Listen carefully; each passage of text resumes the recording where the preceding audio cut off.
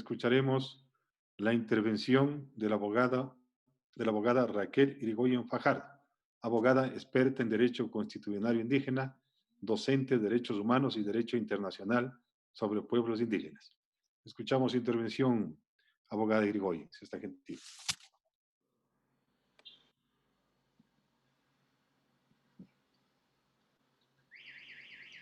Buenas tardes, señoras y señores asambleístas, autoridades y miembros de pueblos y nacionalidades indígenas y en particular de la comunidad de Cañar. Agradezco el que me hayan invitado para poder exponer algunos de los estándares internacionales de forma específica en materia de derechos de los pueblos indígenas que reconocen la justicia, la jurisdicción y los sistemas de justicia indígena. Me van a permitir compartir la pantalla. Por favor, si me podrían habilitar la posibilidad de compartir la pantalla. Gracias.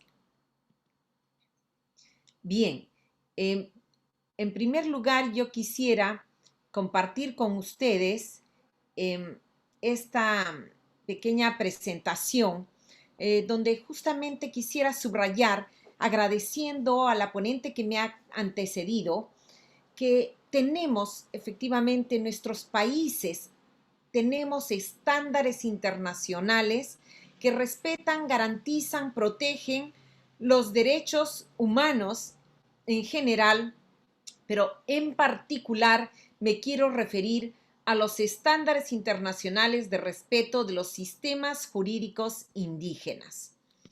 En este sentido, efectivamente, el Estado ecuatoriano, así como todos los estados de la región, estamos obligados a cumplir estos estándares internacionales por mandato de nuestras propias constituciones. Tenemos también la obligación de interpretar la Constitución de conformidad con los tratados y acuerdos internacionales, aplicar la jurisprudencia internacional. Y el problema es que, claro, que en la vida real, en la práctica, a veces los propios órganos jurisdiccionales de la justicia ordinaria no aplican el principio de convencionalidad y no cumplen con los estándares internacionales. Y justamente es lo que queremos plantear. ¿Y cuál es el problema que nos trae ahora? Que los pueblos tienen y ejercen sus sistemas jurídicos propios.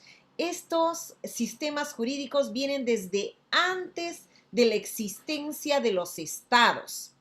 Tradicionalmente se había considerado que bajo el paradigma del monismo, que los indígenas no pueden administrar justicia. Este paradigma del monismo jurídico ya fue roto por Ecuador desde 1994, con la constitución anterior inclusive. Igualmente ha sido roto el paradigma del reconocimiento limitado o subordinado, que es un paradigma colonial. En la era colonial se reconocía la justicia indígena para casos pequeños, de forma limitada. Ese paradigma ya ha sido abandonado. Ese paradigma correspondía tanto a la era colonial como al convenio 107 de la OIT. Ahora hemos pasado a otro paradigma. Desde la adopción de estas constituciones, como tanto desde la ratificación del convenio 169 de la OIT. Actualmente los sistemas jurídicos indígenas están reconocidos y protegidos por el derecho internacional y por el derecho constitucional. Entonces, ¿cuál es la obligación que tiene el Estado? Y señoras y señores asambleístas, ¿cuál es la obligación que tiene la Asamblea? Cesar la violación de los derechos a los pueblos indígenas, cesar la violación a los sistemas, a la criminalización de los sistemas de justicia indígena, porque en efecto estamos dentro de lo que llamamos un paradigma de pluralismo jurídico, que está reconocido en el convenio 169 de la OIT, en sus artículos 8, 9, 10 y 12. En el artículo 8 se reconoce el derecho consuetudinario o la costumbre indígena, sus instituciones, sus mecanismos de control de delitos, y además también el derecho de los pueblos a defenderse ante cualquier instancia por si sus derechos, como el derecho al propio sistema jurídico, no está siendo atendido. Igualmente, este convenio establece derechos para los indígenas que pueden ser juzgados por los sistemas de justicia ordinarios. También nos encontramos con la Declaración de Naciones Unidas de Derechos de Pueblos Indígenas del 2007, que ya avanza inclusive a calificar, ya no solamente habla de instituciones o mecanismos de control de delitos, sino ya habla de los sistemas jurídicos indígenas en su artículo 34. Y tenemos la Declaración Americana de los Derechos de Pueblos Indígenas del 2017, que efectivamente ya habla de los sistemas jurídicos indígenas y de la jurisdicción indígena. Entonces hemos pasado al paradigma del pluralismo jurídico que reconoce la potestad de autogobierno de los propios pueblos con sus propias instituciones, sus propias autoridades. Y aquí no vale que se diga, es que ellos no tienen un tribunal, tienen un consorcio de justicia, entonces no se le puede reconocer. Perdónenme, señores, pero discúlpenme, esa no puede ser una excusa para no reconocer los sistemas de autoridad indígenas, que según las instancias internacionales, y aquí quisiera mostrarles una jurisprudencia de la Corte Interamericana del caso Saramaca versus Surinam, donde dice que la identificación de los pueblos, sus organizaciones, sus instituciones, desde su nombre hasta su composición, es un hecho social histórico que hace parte de su autonomía. Por lo tanto, pueden tener nombres antiguos o nuevos, como digo, llamarse comisión, llamarse en idiomas indígenas, llamarse comisión, comité, consorcio, tribunal de justicia. Eso es totalmente irrelevante, porque entiendo que uno de los argumentos por los cuales no se ha reconocido, no se ha respetado la jurisdicción indígena en el caso de Cañares, porque adoptaron en su libre determinación el nombre de consorcio de justicia. Realmente hacia el exterior suena muy triste que ese pueda ser considerado siquiera un argumento jurídico, porque no lo es. Ustedes tengan a mano toda la jurisprudencia internacional y el derecho internacional que reconoce la autonomía de los pueblos para establecer sus propias instituciones de autogobierno, de justicia. Entonces, ese es un primer punto que garantiza este paradigma del pluralismo jurídico igualitario. En segundo lugar, la potestad autonormativa. ¿Qué significa? Que los pueblos se dan sus normas, sus procedimientos, de conformidad con su cultura, sus prácticas, sus valores y principios propios. Entonces ya los sistemas de normas indígenas están reconocidos y no podemos decir que se sujeten a tal o cual regla del Estado para recién ser respetados. También está reconocida la potestad jurisdiccional, incluyendo todos sus mecanismos para resolver conflictos. Entonces, si un pueblo indígena resuelve un conflicto como los que han narrado, de una casa, de un bien inmueble, encuentran con que un tercero ha hecho unas escrituras falsas, ¿tienen potestad para juzgar eso? Por supuesto. El derecho internacional, el derecho constitucional comparado lo demuestra, que esto es parte de la competencia de los pueblos. Resolver todo tipo de conflictos sin ningún límite a la materia. El propio convenio 169 de la OIT, justo cuando fue discutido, se encargó de no ponerle ningún límite a la materia. Pueden ver materias civiles, penales, lo que llamamos administrativas, etcétera, porque en el derecho indígena no necesariamente tiene ese nombre. Lo importante es resolver conflictos para traer la paz y la armonía social. Entonces, como parte de esta potestad jurisdiccional, pueden convocar a las partes, lo que es la vocatio, llamar a testigos, traer inclusive por la fuerza coercitiva cuando alguien no quiere venir, pueden citar todas las funciones que tiene cualquier sistema jurídico, vocatio, judicio, coercio. Pueden usar la fuerza legítima de su sistema para hacer cumplir una sanción, incautar un bien, entregarle ese bien a otro. Todas las potestades que tiene cualquier sistema jurídico. Si no, no se llamaría sistema jurídico.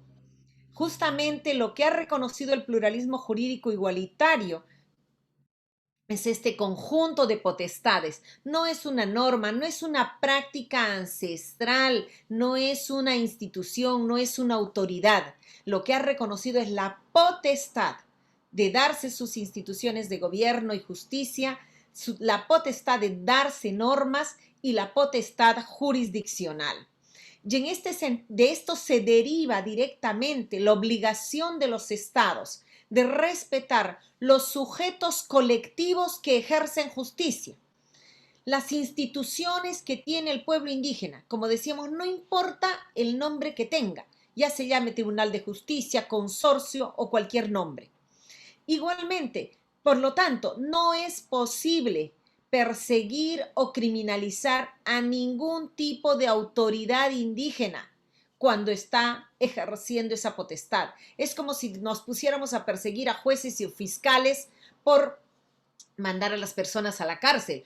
Ah, es que están violando el derecho a la libertad. No, ningún juez que cumple el debido proceso puede ser metido preso.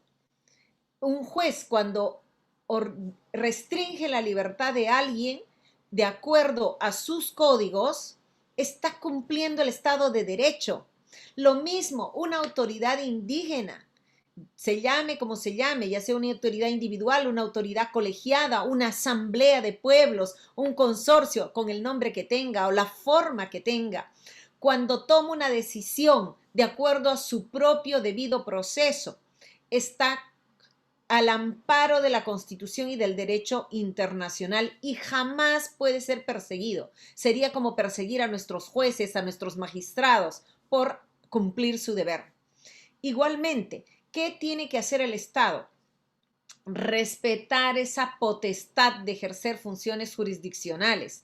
Como decíamos, cuando detienen, cuando incautan bienes, cuando aplican lo que llamaríamos embargos, hipotecas, cualquier nombre bajo la figura que conocemos en el derecho occidental, lo que podría, todas las figuras que aplique la jurisdicción indígena dentro de su territorio y en el marco de su propia norma, es parte de un ejercicio de un derecho constitucional y mal haría cualquier juez, fiscal, autoridad de perseguir, de siquiera admitir a trámite una denuncia penal.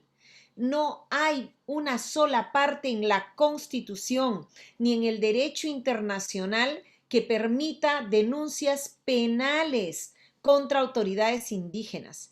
El único límite que tienen es no violar los Estamos derechos humanos. comedidamente, doctor Irigoyen, Voy a ir concluyendo. apelamos a su gentileza para efectos de dar concluida su Sí, intervención. solamente que aquí quería concluir, entonces decía, cuando la jurisdicción indígena ejerce todas sus funciones, como en este caso dentro del territorio del pueblo Cañar, no puede ser perseguido.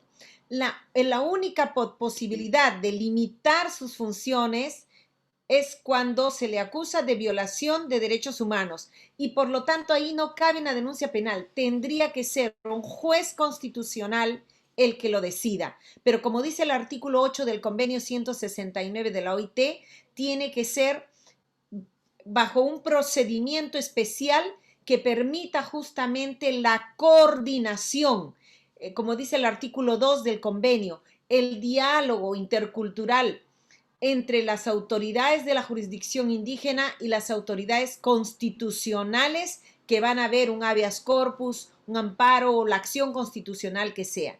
Pero de ninguna manera cabe la criminalización o la persecución por el ejercicio de un derecho constitucional e internacional y por lo tanto es mi opinión como experta internacional invitada a esta magna asamblea decirles que está en sus manos y es un mandato de la del sistema de derechos humanos y también una recomendación de la Comisión Interamericana de Derechos Humanos en sus sesiones, en sus periodos de sesiones del 2011, 2018 y 2019, que los estados respeten la jurisdicción indígena y no criminalicen a las autoridades indígenas. Y si hubiera una presunta denuncia por violación de derechos humanos, debe seguir un curso bajo un diálogo intercultural, un procedimiento especial constitucional, no penal.